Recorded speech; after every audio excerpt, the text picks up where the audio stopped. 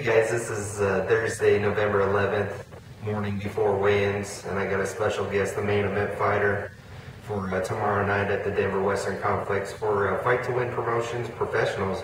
We got Tyrone Glover in the house. How you doing, Tyrone? Pretty good. How you doing? Good, good. Now, of course, you're the main event for a reason. You've been a lot of hype as of lately, but you've obviously taken a break off. What have you been doing in the last, 4 or 5 years? Last 4 or 5 years, I've actually been in law school. Oh, nice. I actually moved out to Colorado to go to CU, be a buff, Yeah. get the law degree. Got to represent the Buffs, yeah. Yeah, speaking of Buffs, what do you think about the Hawkins fire? Well, you know, I'm there for 3 years, and Hawkins can't win a game. And then the second I graduate and I'm out of CU, they decide to fire him. So Yeah. we'll see if it's a good thing, you know. But Now, who would you pick? Of course, you know, did you know a lot about the mystique and the tradition of CU football before you got there, or were you just like brought into it just because of the law school, basically? well, I came here primarily for the law school, but I had a good buddy of mine who actually played for CU from high school. And so, you know, I sort of been following him a little bit. You want to give him a shout out? Okay. Who's the buddy? His name's Doug Hill. Oh, okay. I don't even know how much he really played. Oh, okay. Well, either way. I remember him putting a little bug in my ear about how great it was out in Colorado. And so nice. When looking at law schools, I definitely gave some serious consideration. So do you have like a candidate who would be a great replacement, or Gosh. anybody No. you can think of? No? Are you kind of happy that, because I've heard of other buffs, you know, Brendan Shaw's been vocal about it, some other guys have been vocal about it, whether it's a good move to go to the Pac-10. Do you think it's a good move, especially being from California? I mean, I think it's a good move for me personally, because those are the teams that I grew up watching. Yeah, exactly. And so now I get to actually, you know, watch some of those teams go against my, you know, alma mater here in Colorado. So it's going to be awesome seeing a lot of these teams that I follow and attend the games of right here in Colorado. Yeah, and I think it's a great division that they're going to be in, because basically, you know, I'm used to going to Arizona a lot as well. My parents used to live there, so it's great that we get to go down to Tucson and Tempe, and as well as, you know, LA for UCLA, and then of course USC as well at the Coliseum. So I think it'll be a great transition. Now, speaking of getting back to MMA, you've had partners over and over, or I should say you've had opponents as of late switch and back and forth, and then basically as of about 3 days you have Nick Bushman stepping up over Cantrell. So what's your thoughts on that? Obviously I've saw in a recent interview that you have actually cornered the guy that faced him last time. So what's that about? You know, just I can't give Nick enough props for stepping up and stepping in, you know, at the last minute to take this fight. You know, I'm not a stranger to people, you know, pulling out in fights. I remember once I was supposed to fight in Hawaii, and I had 4 guys pull out to not even went up a weight class when I got there. And it ended up not even happening. I had to come back into the States and ended up getting a fight the next week, so I didn't, you know, basically waste that camp. Yeah. But, you know, that was an amazing psychological exercise, and so, you know, I'm always prepared. Regardless of who the opponent is. And I focus on the opponent for maybe a day. Yeah. And then the rest of, you know, my training is really about refining my skills. But, you know, I'm really, you know, Cantrell was coming in. He was a solid opponent. He'd been the king of the cage. You know, but a lot of people didn't know a whole lot about him. I'm liking this Bushman fight. Yeah. He's got a little bit of a following in here. Yeah. He's known as sort of a little bit of a bad boy, a scrappy guy. And I'm sort of the newly local guy, not even newly, I'm the new transplant. Yeah. You know? Like most California guys. Right, exactly. So it's like the true local guy against the Cali transplant. And it's kind of a fun crosstown rivalry with the Easton, and then, you know, his school, strictly boxing. Yeah. And, you know, you know, Nick, if you're watching this, I take my hat off to you. Thanks so much for stepping up and stepping into, you know, stepping into the shoes, and we're going to make this a great event. Now, of course, we're basically sitting on the mats right now at Easton Brazilian Jiu Jitsu here in Denver location, 3rd and Broadway. Obviously, you're a master of Brazilian Jiu Jitsu. As far as the standing up, Nick basically said in a recent interview that, of course, he wants somebody to stand up with. Who's some of the guys that you've been training on your feet, basically? Has it been Trevor Whitman over at Grudge? Who's some of the guys that have been helping you?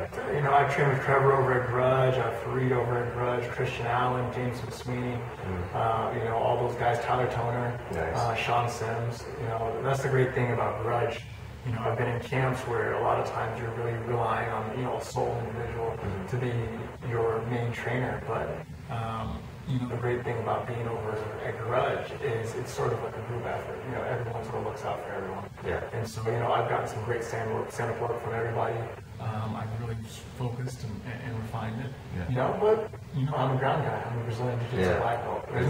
There's not too many guys that I fight that say they want it to go to the ground. Yeah, exactly. That would just be stupid. Yeah. I'd say I can't think of a single guy I fought who was potentially going to fight that says, I'm looking to take this to the ground right away. So I'm used to guys coming in with the stand thing, with the strategy. Yeah. But I hit him a couple times. I might go out the door. I know he's a wrestler by base. Yeah, you never know. So he feels some of that power. His game plan might change a little bit. Yeah. Now, we saw that your record is 4-0. Is it really 4-0? Because I remember we talked a couple weeks ago. I heard it's possibly 5-0. But is your record? Well, I have a fight. When I came back from I was supposed to fight in Super Bowl. I came back from Super Bowl. I ended up fighting one of the other Pride tryout winners, Jake Draves. And that was a pro fight. And it was on an amateur card. But, that one a lot of times goes on as an amateur. It was an elimination match, essentially, for the Pride. They wanted to, sort of focus on 3 guys instead of 4. And so Jake and I went against each other, and I ended up beating him. So, that was a pro bout. I got paid for it. Yeah, exactly. You still got pro money. So I got pro money, but it's not my pro record. Yeah, exactly. I've had fights leading up to that. When I started fighting, there was, Sure Dog did a great job, and, MMA TV did a great job of following us. So there are fights going on all the time that we you never track or something like that. Now, 155 pound, that's what you're fighting in the main event against Nick.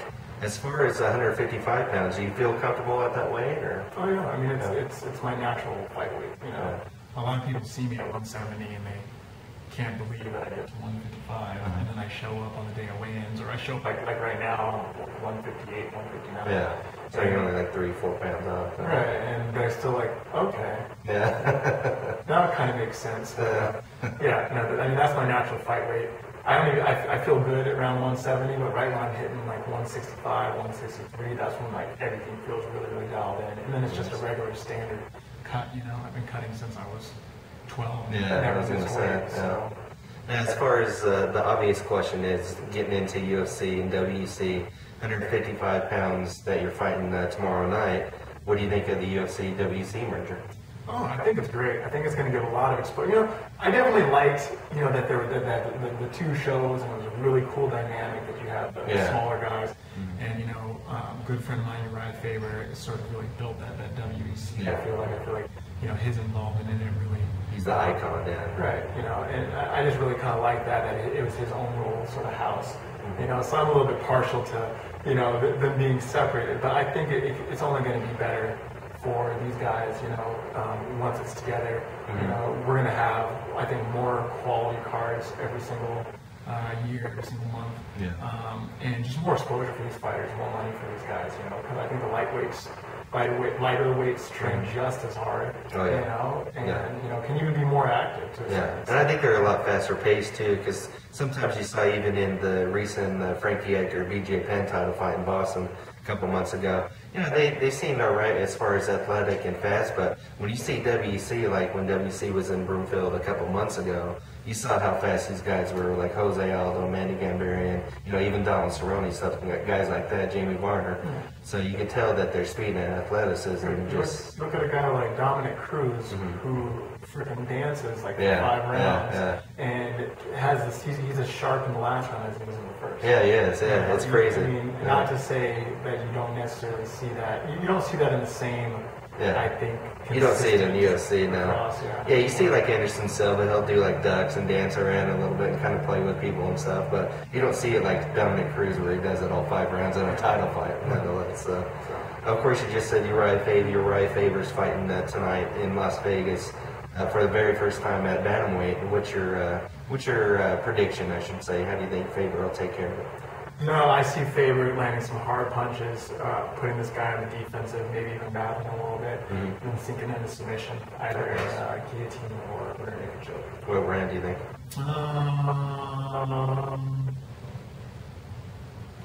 I'm going to say early in the second. Oh, nice. I see him definitely rattling a bit, getting his feet wet, realizing that he has the weight cut down to 35 being quite effective, that he's still powerful at 145.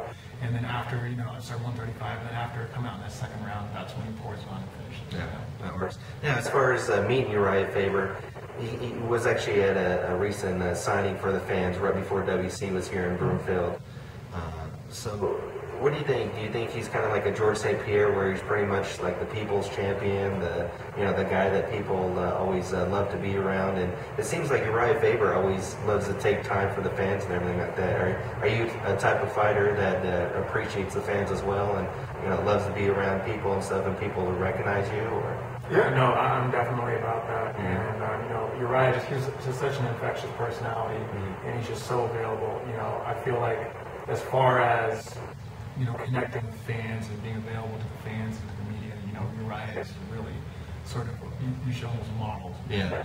He's like GSP, basically. Right. Yeah. If you can, some guys can't. Some guys are much more introverted and that personal space. But, I remember when we started fighting, Uriah was able to cruise around all day and do stuff, and promotional stuff, and then show up at night and fight and just find it really effective. So I think he's always been like that, even before he was, a WBC champ. I think it's just carried him through and been well for his career. Yeah, it's just been great with it. Well, we appreciate all your time.